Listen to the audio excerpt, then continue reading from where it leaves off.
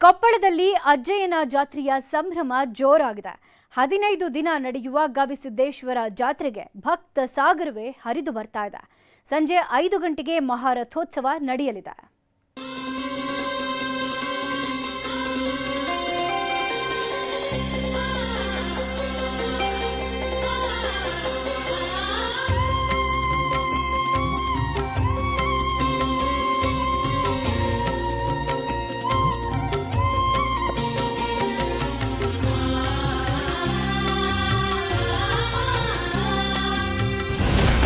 ಕೊಪ್ಪಳದಲ್ಲಿ ಶುರುವಾಯಿತು ಗವಿಸಿದ್ದೇಶ್ವರ ಸಂಭ್ರಮ.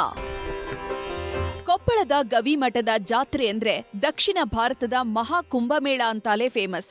ಅಜ್ಜಯ್ಯನ ಜಾತ್ರೆ ಶುರುವಾಯಿತು ಅಂದ್ರೆ ಮೂಲೆ ಮೂಲೆಯಿಂದಲೂ ಭಕ್ತರ ದಂಡು ಹರಿದು ಬರುತ್ತೆ. ಹೀಗಾಗಿಯೇ ತ್ರಿವಿಧ ದಾಸೋಹದ ಸನ್ನಿಧಿಯಲ್ಲಿ ಹಚ್ಚಿದ ಒಲೆ ಆರಲ್ಲ. ಉತ್ಸವ ಮುಗಿಯುವವರೆಗೂ ನಾನಾ ಬಗೆಯ ಖಾದ್ಯಗಳ ಗಮಲು ತಪ್ಪಲ್ಲ. ಗವಿಮಠದ ಜಾತ್ರೆಗೆ ಭಕ್ತರ ದಂಡೇ ಹರಿದು ಬರ್ತಿದೆ.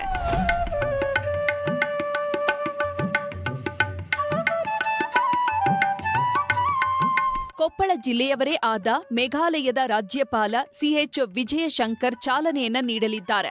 ಈ ವೇಳೆ ಸರಿಸುಮಾರು 5 ಲಕ್ಷಕ್ಕೂ ಹೆಚ್ಚು ಭಕ್ತರು ಸೇರುವ ನಿರೀಕ್ಷೆ ಇದೆ.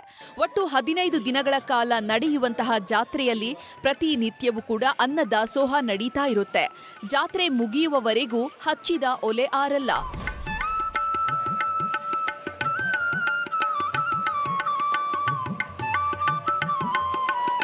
ಅಜ್ಜಯ್ಯನ ಜಾತ್ರೆಯಲ್ಲಿ ಹಸಿದ ಹೊಟ್ಟೆಯಲ್ಲಿ ಯಾರೂ ಹೋಗಲ್ಲ.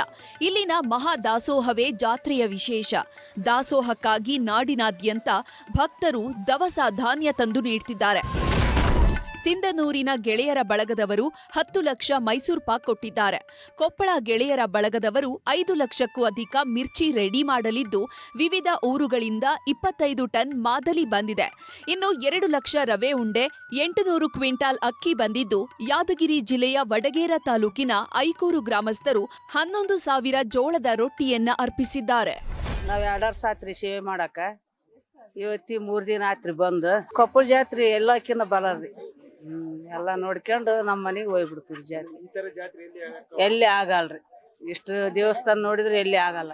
ಅಜ್ಜಯ್ಯನ ಜಾತ್ರೆಯಲ್ಲಿ ಭಕ್ತರೇ ಸ್ವಯಂ ಪ್ರೇರಿತ ಸೇವಕರಾಗ್ತಾರೆ. 5 ಗಂಟೆಗೆ ರಥೋತ್ಸವ ನಡೆಯಲಿದ್ದು, ಭಕ್ತ ಹಿತಚಿಂತನಾ ಗೋಷ್ಠಿ, ಸಂಗೀತ, ಸಾಂಸ್ಕೃತಿಕ ಕಾರ್ಯಕ್ರಮಗಳು ನಡೆಯಲಿವೆ. ಹೀಗಾಗಿ ಪೊಲೀಸರು ಕೂಡ ಹದ್ದಿನ ಕಣ್ಣಿಟ್ಟಿದ್ದಾರೆ. ಶರಣಪ್ಪ ಬಾಚಲಪುರ, ನ್ಯೂಸ್ 18 ಕೊಪ್ಪಳ.